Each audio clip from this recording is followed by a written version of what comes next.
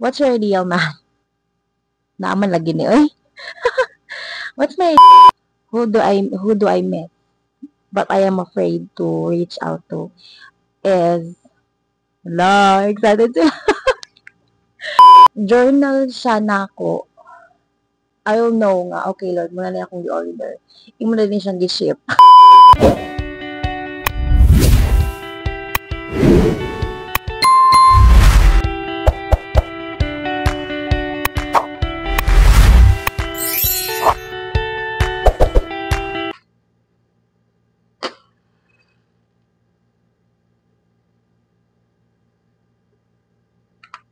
What's up, fammies? Good morning. Another day, another vlog. So, the other day I've asked sa akong Blue app if which content am I going to do for my first ever vlog, and you choose question and answer.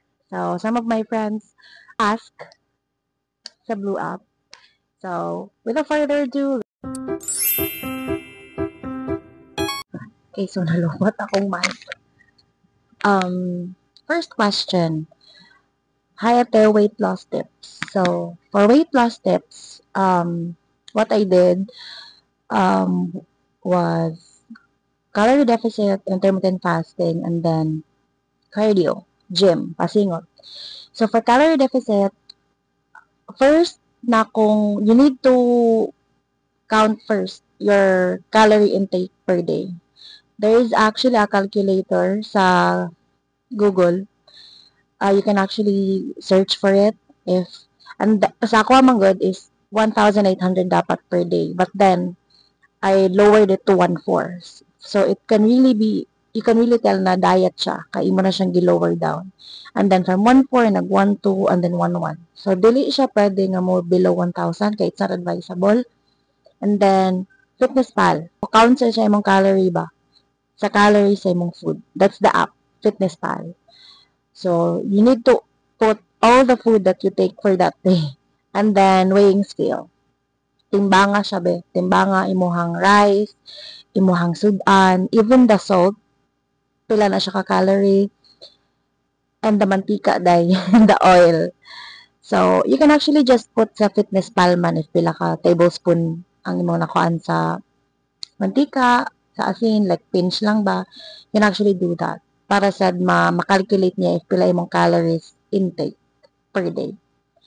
And then sa gym, first is I did cardio lang sa ako like treadmill lang dyan for an hour. And then I've noticed naman nga medyo nisagi na ang ako ang bokton, so medyo bang batwing na siya. So that's the time na nag-weights na ko. And then I also do the butt workout. So, other tips is you really need to have the determination and then as well as discipline kay a lot of temptation jud sa once nag-diet ka. For example, your friend, okay, samgyup ta, okay, McDo, Jollibee ta. So, kana lang. So, just balance lang yun. So, next question is, what's your ideal man? Naaman lagi ni, oy. What's my ideal man? So, I actually write it down sa akong journal. Kay, wala lang, they say if you really want it, or journal siya nako nga, Lord, like, it's a prayer for me. So, God already knows the traits, the appearance, the looks, the personality. So, I will know nga, okay, Lord, muna na akong i-order. Imo na din siyang gi-ship. Tamo ka. Pero, to answer that, is a God-fearing man and then a man with emotional intelligence. It's really important these days, especially to a woman like me nga, a lot of responsibilities, and then a woman nga been doing or being single for quite a while now, nga medyo okay, independent na. In a sense nga, I own my time, I enjoy my own company. So, I just really need an understanding man. And then, everything follows. We know na mga cheater, it's a big no-no. Also, kanang mga, those man nga, dili siya ideal for all women. So, I just really want a man and how my dad treat me. My papa treat me, actually. It's really like a princess treatment. But anyways, so you will never know once you're in there naman. Pero, it will arrive or it will come the least you expect it. Diba? Anak sila. So, here I am, waiting lang. Oh, Iroy. Third question is, what are you waiting for? Okay, na-answer. What are you? Here am I waiting. Pero I am waiting for God's timing, siguro. Kay for now, mga be, my mindset, my mind is set pa lang dun sa akong family.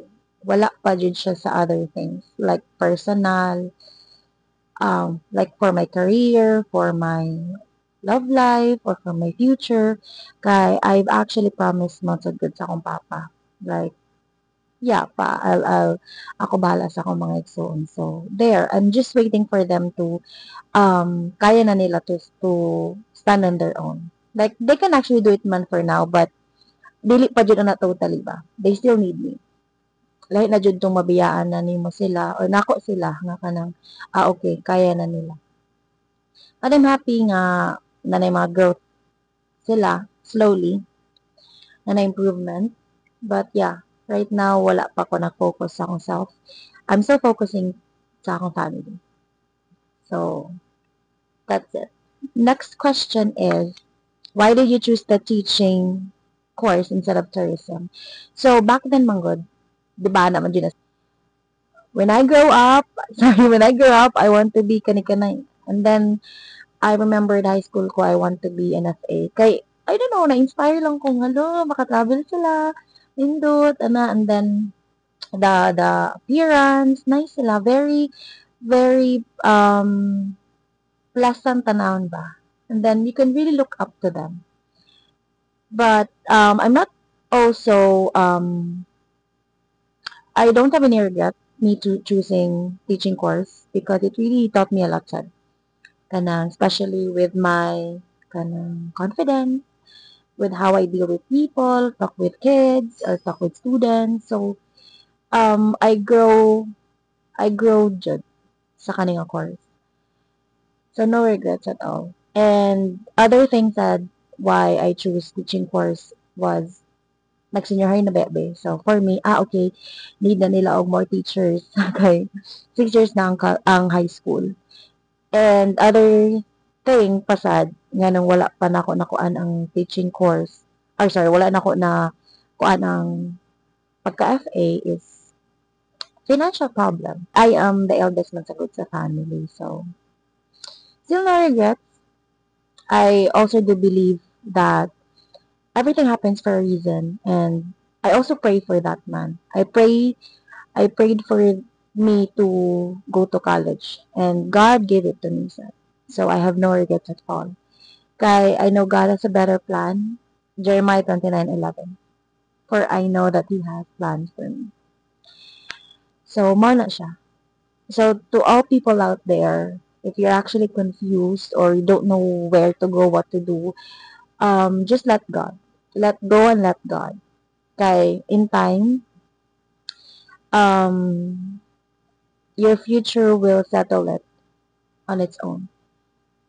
Like, dili nimo siya dapat or angay nga i-chase. Kaya it will unfold on its own. Like, I am turning 27 now, so there's a lot of lessons that I've learned along the way.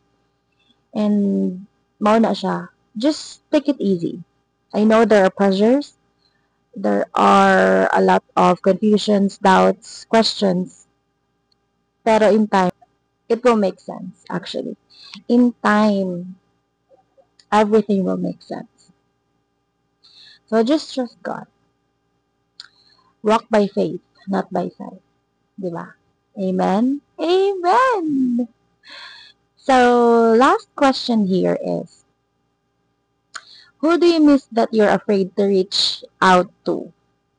My God! So, this one, who do I miss? But I am afraid to reach out to is, la, excited sila.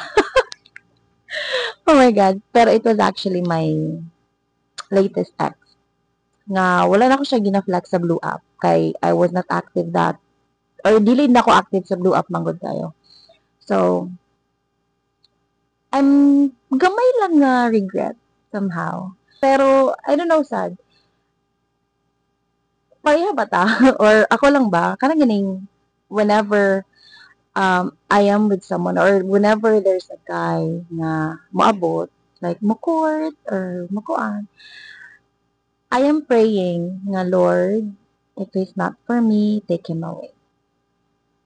Kana, every night. But then, nahitabo siya. Nagbuwag mi. Just short a period of time man tong relationship ra. But right now, if I miss him, but because he's really a green flag, he's really a good man. But then, maybe di lang jud kami. Kay, God, my God, in an instant answer man, oy.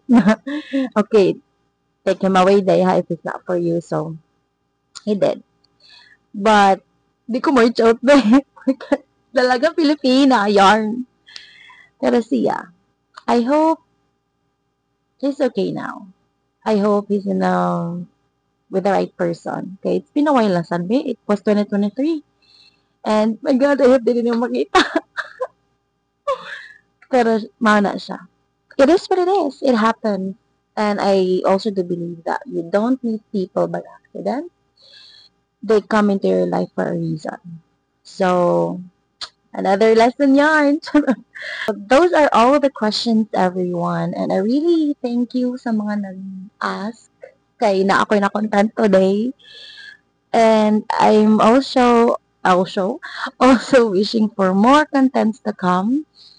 But before I end this vlog, let me also give you a verse. Okay, before I started this content, I came across this, like the spirit, like the Holy Spirit is speaking to me na this verse, Matthew chapter 8, verse 8. Lord, I am not worthy to have you come into my home. Just say the word from where you are, and my servant will be healed. So this actually taught us about unwavering faith. So it's a complete trust that we have in Jesus' ability to heal us despite or without needing him to be physically present. So that faith that we have, it will really actually keeps us closer to God. Like, di ba? Grabe ka, amazing lang dyan. And also have that humility, humble yourself. Okay, in just a prayer, in just a call from Him, He's a loving God. So, sa mga nahitabo karon, binog, sunog, tanan na lang din. We know it's a wake-up call to everyone na have faith. Okay? And we just really need to know who to call kung kinsa ato angay tawgon sa panahon ng mga ingani. Okay? So that's it, everyone. I really appreciate you and thank you as well for watching. If you have any contents or any suggestions that you want me to do for my next vlog, you can just comment it below. And also don't forget to like, share, subscribe, and hit the notification button para sa next video na po mga updated ka dahil. Thank you and bye-bye!